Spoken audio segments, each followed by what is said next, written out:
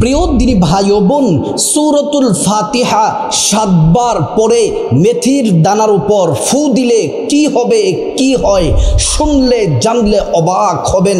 রাসূল করিম সাল্লাল্লাহু আলাইহি ওয়াসাল্লাম হাদিসের মধ্যে বলেছেন, মেথির দানার উপকারিতা সম্পর্কে নবীজি বলছেন, মেথির দানা যে আমার উম্মতের জন্য, মানুষের জন্য এতটা উপকারী, স্বর্ণের বিনিময়ে হলেও যদি তারা জানতো তাহলে মেথির দানা ক্রয় করে কিনে তারা সেটাকে সেবন করত। আল্লাহু আকবার। এই মেথির দানা অনেকগুলো রোগের মহা ঔষধ, আর সূরাতুল ফাতিহা হচ্ছে সমস্ত রোগের ঔষধ। আল্লাহু আকবার। কিভাবে আমলটি করবেন এবং কিভাবে মেথির দানার মধ্যে সূরা ফাতিহা পড়ে ফু দিবেন এবং কিভাবে সেবন করবেন, কতদিন সেবন করবেন, আমি আপনাদেরকে বলে দিব। সম্পূর্ণ ভিডিওটি ধৈর্য সহকারে শুনতে হবে। প্রিয় মা ও বোনেরা আমার, মুসলিম ভাইয়েরা, কোরআন হচ্ছে আল্লাহ তাআলা, কোরআনটা মুমিনদের জন্য শিফা হিসেবে আল্লাহ তাআলা নাজিল করলেন। রব্বুল আলামিন সুন্দর করে বলেন, ওয়ানুনাজ্জিলু মিনাল কুরআনি মা হুয়া শিফাউন ওয়া রাহমাতুন লিল মুমিনিন।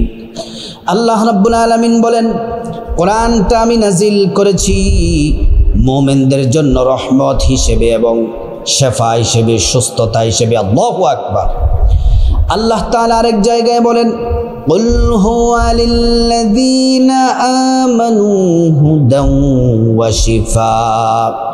আল্লাহ রাব্বুল আলামিন বলেন, হাবিব আপনি বলে দেন, কোরআনটা হচ্ছে মুমিনদের জন্য হিদায়াত এবং শিফা।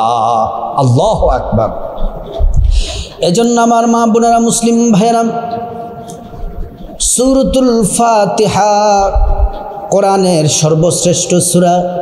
এই সূরাটি পড়ে মেথির দানার মধ্যে যদি ফু দেন, আর আমি যেভাবে বলবো সেভাবে যদি সেবন করতে পারেন, আপনার কপাল খুলে যাবে, লক্ষ টাকাও বাঁচবে, জীবনে কঠিন রোগ থেকে বেঁচে যাবেন, জীবনটাও বেঁচে যাবে।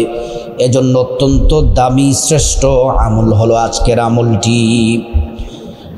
প্রথমেই সূরা ফাতিহার ফজিলত সম্পর্কে কিছু কথা বলতে চাই, না হলে হক আদায় হবে না। ধৈর্য সহকারে শুনুন, ভিডিওটা টানবেন না, ধৈর্য সহকারে শুনবেন।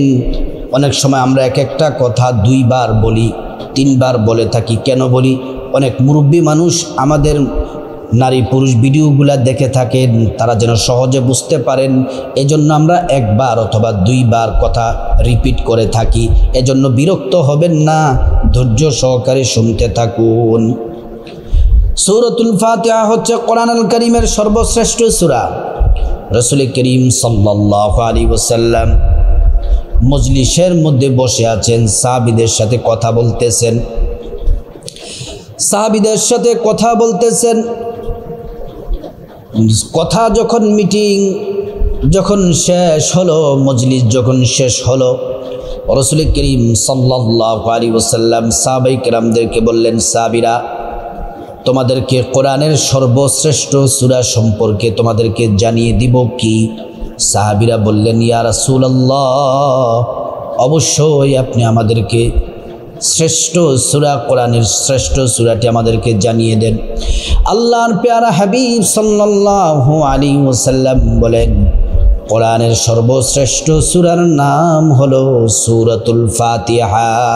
সুবহানাল্লাহি ওয়া বিহামদিহি।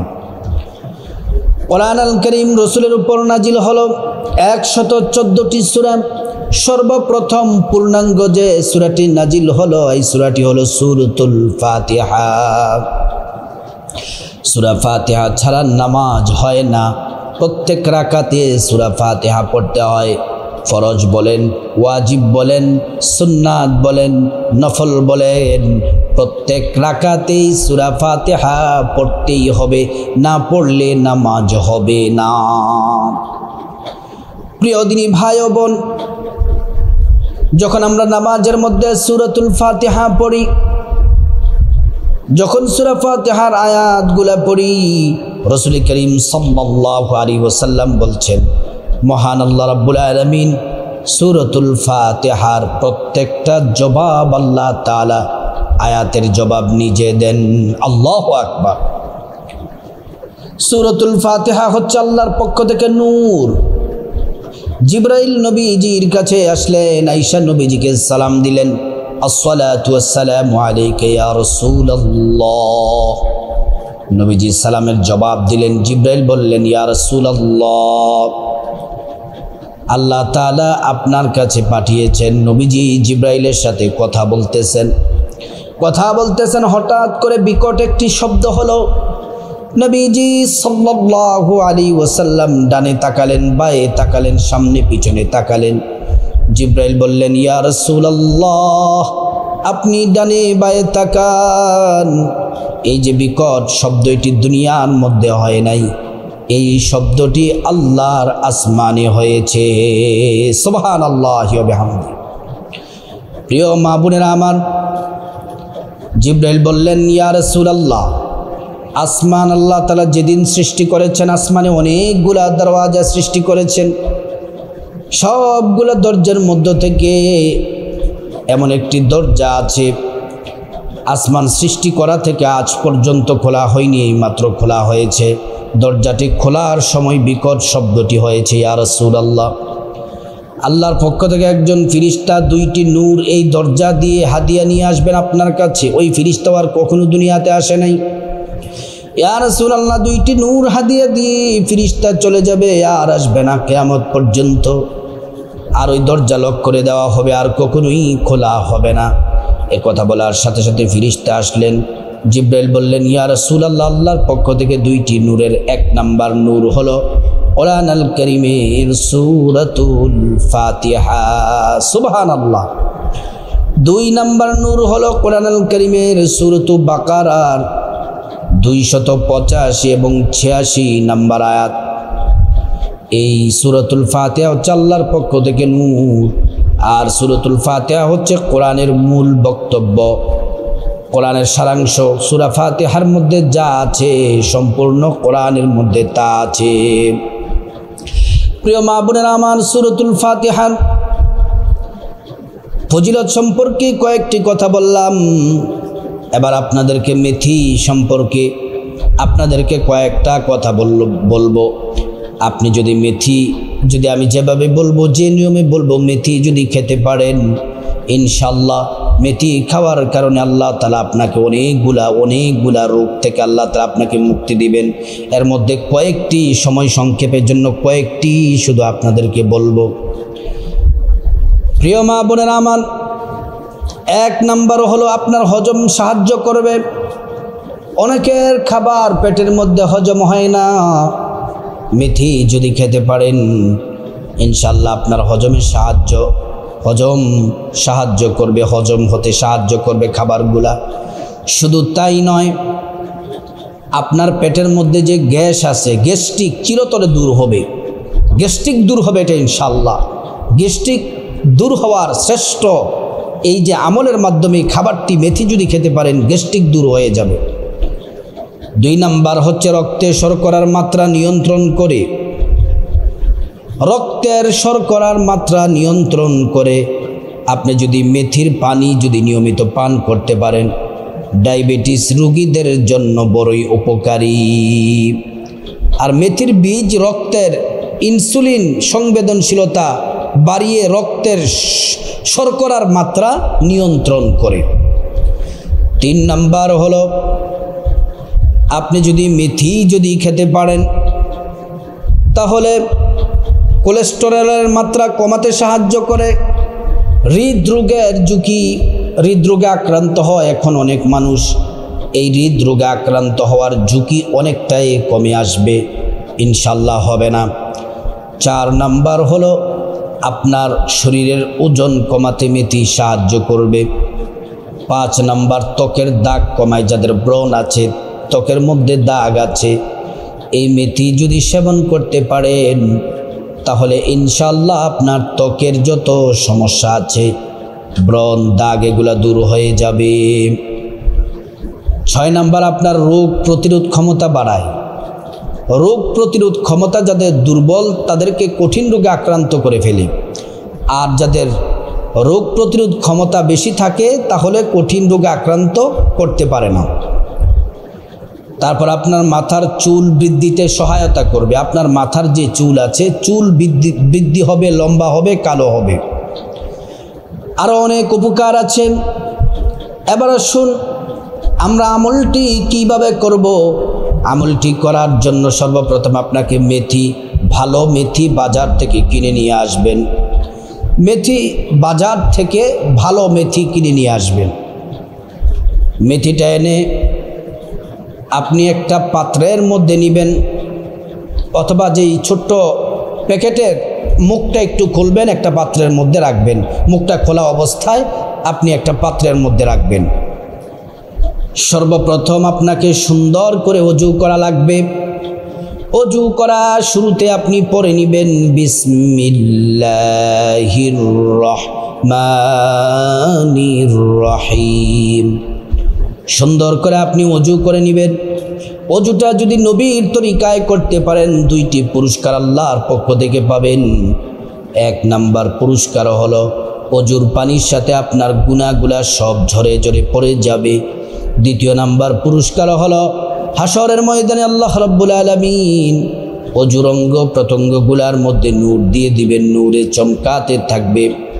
প্যারা নবীজি সাল্লাল্লাহু আলাইহি ওয়াসাল্লাম আমাদেরকে দেখেই চিনে ফেলবেন, আল্লাহর কাছে নিয়ে যাবেন, সুপারিশ করে আল্লাহর জান্নাতে পৌঁছে দিবেন। সুবহানাল্লাহ।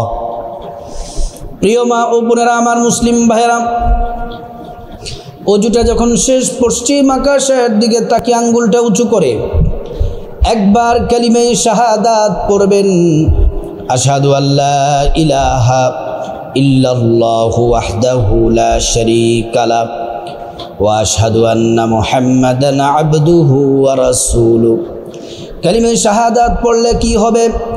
আল্লাহ রাব্বুল আলামিন জান্নাতের ফেরেশতাদেরকে বলেন, ও জান্নাতের ফেরেশতারা, জান্নাতের গেটগুলা খুলে দাও, দরজাগুলা খুলে দাও। আমার বান্দারা যে দরজা দিয়ে মনে চায় ওই দরজা দিয়ে জান্নাতে প্রবেশ করবে আর জান্নাতের নাজ নিয়ামত ভোগ করবে। সুবহানাল্লাহ, আল্লাহু আকবার। প্রিয় মা বোনেরা আমার, মুসলিম ভাইরা, তারপরে আপনি একটা পবিত্র জায়নামাজ বিছিয়ে নেবেন। আপনার শরীর, আপনার জামাটা যেন পবিত্র থাকে। জায়নামাজটা বিছিয়ে ওই যে মেথি, এই মেথি পাত্রটা আপনি আপনার জায়নামাজের পাশে রাখবেন। রেখে জায়নামাজে বসে যাবেন। সর্বপ্রথম 3 বার, 1 নম্বরে সর্বপ্রথম 3 বার ছোট্ট একটি ইস্তিগফার পড়বেন। ইস্তিগফারটি হলো আস্তাগফিরুল্লাহ ওয়া আতুবু ইলাইহি, আস্তাগফিরুল্লাহ ওয়া আতুবু ইলাইহি, আস্তাগফিরুল্লাহ ওয়া আতুবু ইলাইহি। এই ইস্তিগফার পড়লে 5টি পুরস্কার আল্লাহ পাক দিবেন। 1 নাম্বার জীবনের সব গুনাহগুলা মাফ করে দিবেন। 2 নাম্বার টাকা পয়সা, ধন দৌলত, রিজিক, খাবার দাবার দিয়ে আল্লাহ রাব্বুল আলামিন আপনাকে ধনী বানিয়ে দিবেন। 3 নাম্বার নেক সন্তান দান করবেন। 4 নম্বরে আল্লাহ রাব্বুল আলামিন নেক সন্তান দান করবেন, আল্লাহ তাআলা জান্নাতে প্রবেশ করাবেন। 5 নম্বরে জান্নাতের নহর থেকে শরবত পান করাবেন। প্রিয় দিনী ভাই ও বোন, এই ইস্তিগফারটি 1 নম্বরে 3 বার পড়ার পরে 2য় নম্বরে নবীজির প্রেম, মোহাব্বত, ভালোবাসা নিয়ে 3 বার ছোট্ট একটি দুরূদ শরীফ পড়বেন। সাল্লাল্লাহু আলাইহি ওয়াসাল্লাম, সাল্লাল্লাহু আলাইহি ওয়াসাল্লাম, সাল্লাল্লাহু আলাইহি ওয়াসাল্লাম। প্রিয় দিনী ভাই ও বোন, এই দুরূদ শরীফটি নবীজির প্রতি প্রেম, মোহাব্বত, ভালোবাসা নিয়ে আপনি দুরূদ শরীফটি যদি পড়তে পারেন, একবার দুরূদ পড়লে 10টি গুনাহ মাফ হয়ে যায়, 10টি নেকি পাওয়া যায়, 10টি মর্যাদা আল্লাহ পাক বাড়িয়ে দেন।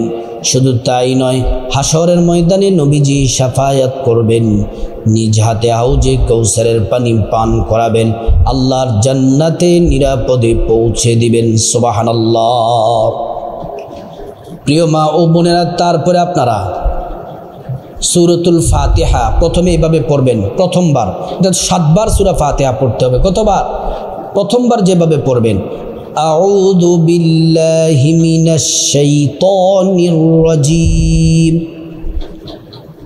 বিসমিল্লাহির রহমানির রহিমিল হামদুলিল্লাহি রাব্বিল আলামিন।